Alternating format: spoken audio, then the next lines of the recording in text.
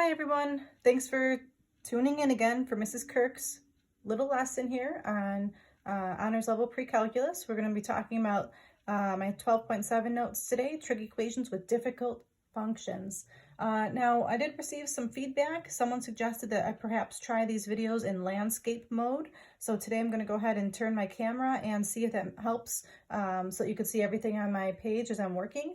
And of course, I always appreciate the feedback. So if you like landscape better than portrait mode, please let me know so I can, adjust accordingly. Anytime throughout the notes, feel free to pause the video so that you can copy things down or, obviously rewind the video so you can hear what I have to say. So now would be a good time to pause and get your heading on your notes and just get the top portion copied. So go ahead and pause. Copy this part down. All right, so now that you've finished copying the notes down, I'll be just jumping right back in here. I wrote down a couple tips here. You want to try to get a common function if possible. That means like get everything to be all the same trig function, sine, cosine, tangent, so on. The second thing I want you to remember is that these domains are not restricted because we're not using the cos inverse. If you remember during the school year, when you have cos inverse and sine inverse, they were restricted to particular quadrants, and those questions only had one solution. So if you see this notation, this inverse notation, that's your signal that it's going to be restricted and there's only going to be one answer. I'm not using that notation today, so do not use a restricted domain. I'm going to be using SRQ. All the examples say find theta between 0 and 2 pi. 2 pi is not included because 2 pi is the same as 0. And also have 12.6 notes out from your for all the formulas we're going to be using today. So I would just like you to have that side by side with you. There were a lot of formulas yesterday that I went over. So I split my paper up into two sections here. I meant to make this a 2, not a 1. That doesn't make any sense. So for question number 1, I have cos 2 theta minus sine theta equals 0. So I'm going to go back to my hint. I'm going to try to get all the same function. And the one thing that I'm noticing here is I've got a double angle. A double angle is popping up right here with cos 2 theta. So on the formulas from yesterday's notes, the 12.6 notes, there are 3 different formulas that you can choose from for cos 2 theta. And again, I'm going to use that hint of trying to get all the same function. So with that in mind, I'm going to try to get them all to be sine. And I know there's one cos 2 theta formula that has only sine in it. And that's the formula 1 minus 2 sine squared theta. So what I'm doing here is I'm subbing that in place of the cos 2 theta. I'm just going to copy everything else down. So at this point, I'm going to go ahead and change everything to be all in terms of x, just to make this a little bit simpler for myself. I've got 1 minus 2x squared minus x equals 0. And now you can see I've got a nice quadratic here. I don't like factoring with a negative in front of my x squared. So what I'm going to do is I'm going to essentially multiply everything by -1, or imagine move everything to the right-hand side. I'm going to go ahead and multiply everything by -1. And I'm also going to rewrite this in the proper order in standard form. So the 2x squared is going to come in the beginning. I have a plus x and a minus 1 equals 0. Now at this point, you're going to try to factor this. So this would be a good time to pause the video just for a moment and see if you can factor this properly. And when you're ready to unpause it, come back. So I've got 2x and x. Factors of 1 are just 1 and 1. I know it needs to add up to positive 1 in the middle, so I'll need a plus over here and a minus over here. So again, to practice your factoring skills, that would have been a good time to pause your video. All right, so at this point, I haven't really been using x. I have to finish solving this trinomial. So I've got 2x minus 1 equals 0 on one side, so x equals 1/2. On this side, x plus 1 equals 0, so therefore x equals -1. Now, in the original question, when I subbed in x's, I was subbing it in place of sine, so I have to go ahead and put sine back in this problem. So I've got sine theta equals 1/2, and sine theta equals -1. All right, so I'm going to go back and use that SRQ strategy here. So I've got my SRQ. Now, the sine is equal to 1/2, so that's literally says positive 1/2 here, so I'll put a plus for my sine. The reference angle, that's going back to that chart. At this point, you should have that chart memorized. If not, look back at your notes, of course. And I'm looking for the sine of what angle is 1/2. That's pi over 6. And what quadrant is sine positive? So that's a real quick thing to write on the side here. All students take chemistry. Sine is going to be positive in quadrant 1 and quadrant 2.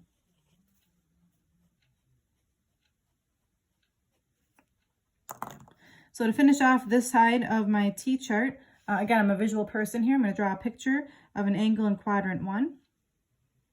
The reference angle is pi over 6. And in quadrant 1, there's really nothing to do. I'm only looking for what this angle is. So that's one answer. Theta equals pi over 6. And then I have to draw the angle in quadrant 2 as well. So I'm going to go ahead and draw an angle in quadrant 2 with a reference angle of pi over 6. But theta is actually the angle from the x-axis to this side. So if that's pi over 6, and I don't know from 0 to pi, so to take away pi over 6. So that's going to be 6 pi over 6, take away 1 pi over 6. So that leaves me with 5 pi over 6. And again, your goal is to try to do these in your head without your calculators. We really want you to get practice with your fractions. Now on this side, I've got the sine of theta equals -1. -1 is not from that chart that we know, but -1 is from something else. So pause the video and see if you can come up with an answer. All right, so now that you've unpaused the video here, we've got, hopefully you figured out that the sine equals -1 on the unit circle. At this point right here, 0, -1. Remember, sine is the y value. So we're looking at this value here. So sine is -1. This is the value, let's see, again, as a recap, we've got 0, this is pi over 2, this is pi, and this is 3 pi over 2. So it tells me theta is 3 pi over 2. So for this particular question, I've got 3 answers. We've got pi over 6, 5 pi over 6, and 3 pi over 2. That's all for question number 1. Now for number 2 here, I wrote down, these are going to be some trig identities you're supposed to be familiar with. There's 3 of them to know. To be honest, I only have 1 memorized, sine squared plus cos squared equals 1, and then I can just create all the rest. So I'm going to create them real quick with you.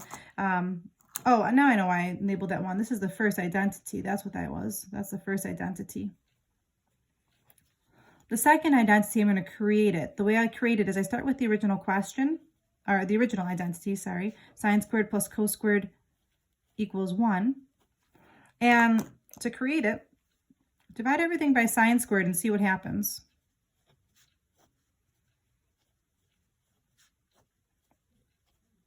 So again, this might be a good time to pause the video for a minute and see if you can come up with the new identity that this becomes. All right, so hopefully you've realized that sine squared over sine squared is really 1.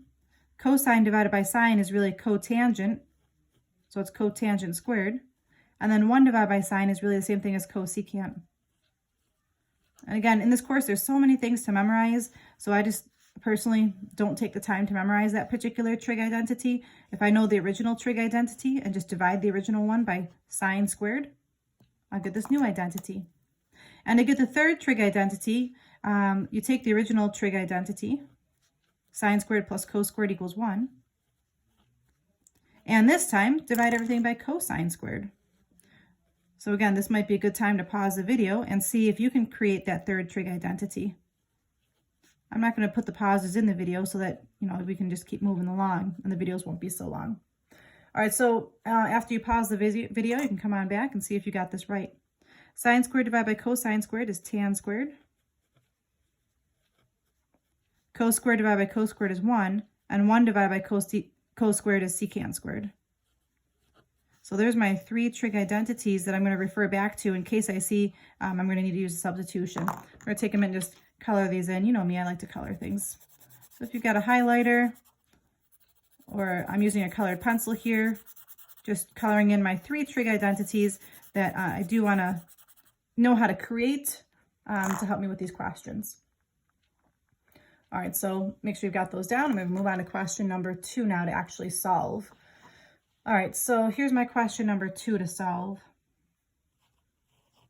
Let's see, tan squared theta is equal to secant theta plus 1. And again, so my goal here is to try to get all the same trig function. And one thing I'm noticing is I don't see any double angles, but I do see a squared. And that squared is going to be my signal that I'm going to use a trig identity. So as a side note, because these are on my notes, because I see the squared, actually I'll probably just zoom all the way over to the squared here. It's going to be using a trig identity. All right, so I just wrote down those trig identities just a moment ago, and here's the one I'm going to use, tan squared. So I have to figure out what tan squared is. Well, tan squared plus 1 is equal to secant squared, so that means that if I were to move the 1 over, I would get tan squared equals secant squared minus 1. So I'm going to sub that in here. This is really the same thing as secant squared theta minus 1. I'm going to bring everything else down. And the beautiful thing about that is now they are all the same trig function. So now it's just like question number 1. I'm going to sub in x's in place. This is really x squared minus 1 is equal to x plus 1. It's a nice quadratic, so I'm going to get this equal to 0 and work on solving it. So this is x squared minus x. Let's see if I move that over, that's a minus 2. This factors nicely, so pause the video and see if you can factor this properly. You have x minus 2, x plus 1. Let's see, make a t-chart. You get x equals 2 on this side, x equals negative 1 on this side. And again, I didn't use x's in the original problem, I used secant. So I'm going to sub in secant. This is really secant theta equals 2, and secant theta equals negative 1. Secant is the reciprocal of something that I know. Secant is the reciprocal of cosine. So this is really saying cos theta is equal to 1/2. And cos theta equals, well, the reciprocal of negative 1 is just negative 1 still. All right, so now we're almost done with the question. So at this point would be a good time to pause and see if you can figure out what the answers are before I unpausing. A hint is you're going to want to use that SRQ idea again. So again, pause and see if you can get the answer. Okay, so the sign, cosine here is positive, it looks like. The reference angle, so where is cosine equal to 1/2? The reference angle would be pi over 3. And where is cosine positive? So again, on the side of my paper here, we've got that all students take chemistry. Cosine is positive in 1 and 4.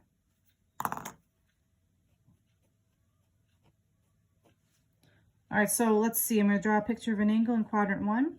The reference angle is pi over 3. And if it's in quadrant 1, there's nothing you need to do for that. So I know that one answer is theta equals pi over 3.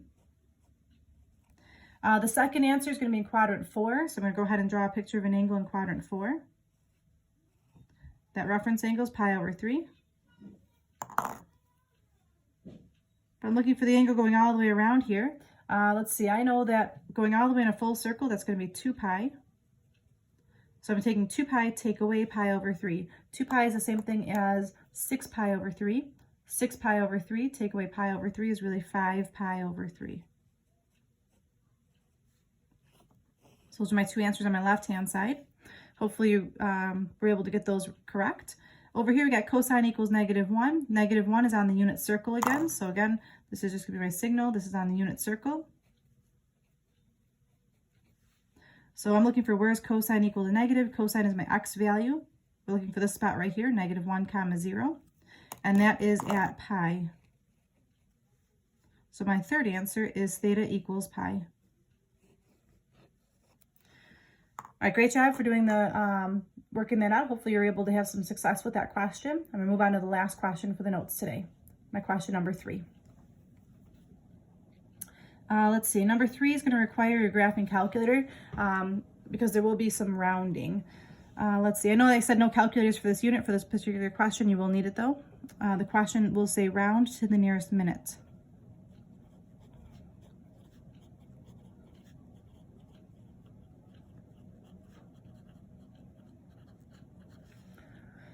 Okay, so just as a recap, to get minutes on your calculator, you're going to use that second apps. And you're going to pick choice 4. And you also want to make sure your calculator is in degree mode. All right, so here's the question. The question is 8 tan theta is equal to cotan theta plus 1. right, so right off the bat, we want to try to get them all to be the same trig function. The thing that I'm looking at here is cotan theta. I know cotangent is the reciprocal of tangent, so I'm going to rewrite this as 8 tan theta is equal to 1 over tan theta plus 1. Now you're trying to think about, well, I don't like having fractions in this problem, so I'm going to try to think about how I can get rid of that fraction. So it's going to be a time to pause the video to see if you can come up with it. But the strategy I'm going to use here is I'm going to take the entire problem, I'm going to multiply it by tan theta. And I'm doing that because I want to eliminate the denominator. So I'm going to write that on the side. I want to eliminate the denominator.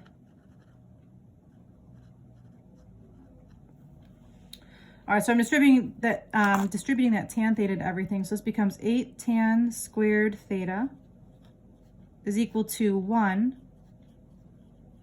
plus tan theta. And now this just becomes a really nice quadratic. Again, I'm going to go ahead and swap in x's. This is 8x squared. I'm going to go ahead and move that over while I'm at it. So minus x minus 1 equals 0. Now this question, I will tell you, is not going to be factorable. So you want to go ahead and take a minute and use the quadratic formula. So maybe pause the video here and see if you can get the quadratic formula all worked out. And I will just write the final answer down. So after using the quadratic formula, I get x equals 1 plus or minus the square root of 33 over 16. So at this point, I'm going to go ahead and make my t-chart. And instead of x, I'm going to plug in tangent.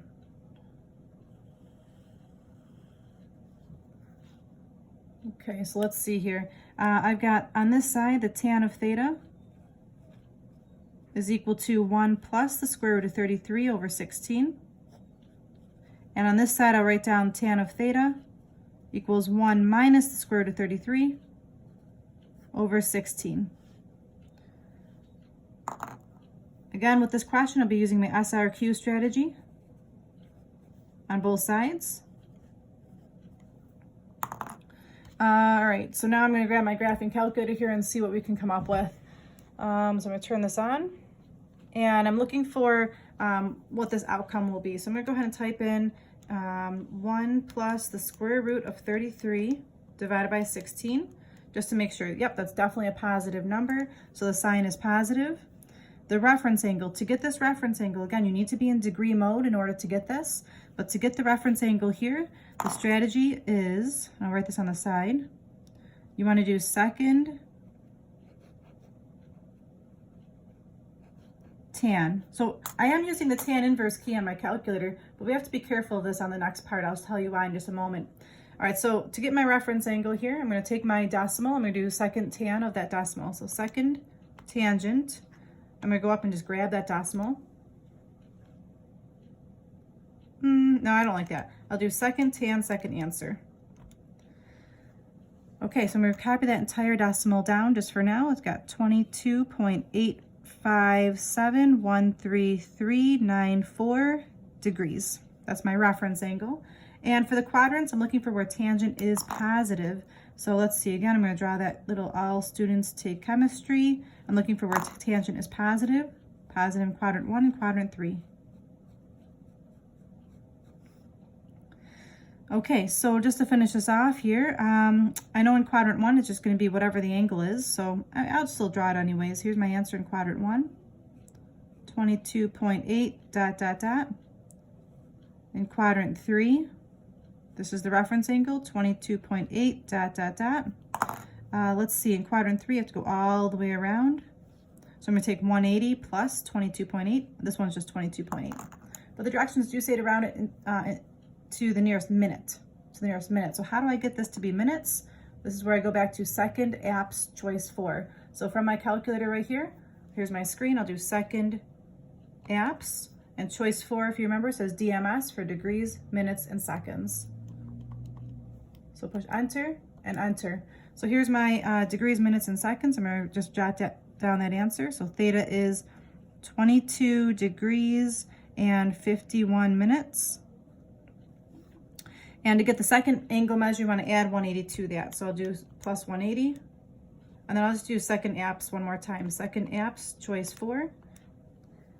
So my second answer over here is 202 degrees and 51 minutes. So that's the answer to my left-hand side.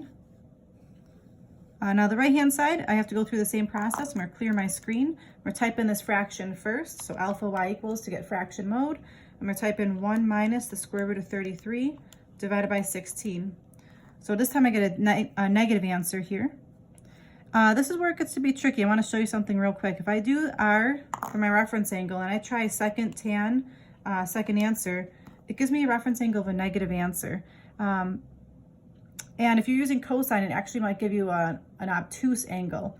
So to avoid that, we don't want that. Reference angles are supposed to be positive acute angles. So I'm going to make that a note to myself. R should be a positive acute angle. So there's a little star there. So to get that to be a positive acute angle, and for tangent, yes, you'll see that something will happen here, but for cosine and sine, you have to be really careful here. This trick will work every time. To get that to be a positive acute angle, what you want to do is, I'll make a note up here. You want to use the positive decimal before you take the tan inverse. And again, for this particular question, you're going to notice something happening. So what I'm going to do is I'm going to go back and just grab that fraction. To make it positive, I'm multiplying by -1. So there's my positive answer here. Now I'm going to do second tan, second answer. And it turned out to be the exact same reference angle, just positive. That doesn't happen when you do cosine. So just please try this strategy. Use the positive decimal before working. So I got 16.51694,219. I'm looking for where tangent is negative. Tangent's negative in quadrants 2 and 4. So again, I'm going to draw a picture of an angle in quadrant 2. And I know the reference angle is 16.5. So to get the theta measure here, you're going to take 180, take away that decimal. So I'm going to use my calculator, 180, take away second answer. And I want to change that to degrees, minutes, and seconds. So second apse, choice 4. Now here's a situation that's interesting. Well, just as a recap, if you have something more than 30 seconds here, you want to round your minutes up. This is definitely more than 30 seconds, so I'll be rounding that up. So my answer is 163 degrees and 29 minutes. And then in quadrant 4, again, just draw a quick picture here for myself. I know this is 16.5. And I'm looking for the angle going all the way around. So to get that, I would do 360, take away, my arrow back up to get that 16.5. So 360, take away that 16.5. And then second apse, choice 4. And again, I see that seconds is more than 30 seconds, so I'm going to round up. So I've got 343 degrees and 29 minutes. Go ahead and box that in. I've got my 4 answers here. And that's it for the notes for today. Thank you so much for watching. And I'm just going to try to see if I can get this whole screen shown here for you. I don't know if I can do it all in one shot, but I'll try my best. So in landscape mode, I can't fit the whole screen, but I can do maybe the top portion. So if you need the top portion again, here's the top portion. You can pause the video and copy down whatever you need to. Here's the bottom portion. Again, you can pause the video if you need to copy down what you need. And lastly, the homework for this, let's see, this is going to be 12.8. It's going to be a worksheet, which I will upload to WITS as well here on the notes page. And I'm going to recommend that you work on the odds. There are quite a few questions to practice. I will post the answers to the evens as well, so you can try the entire worksheet if you want some extra practice. All right, thanks for watching. Have a great day.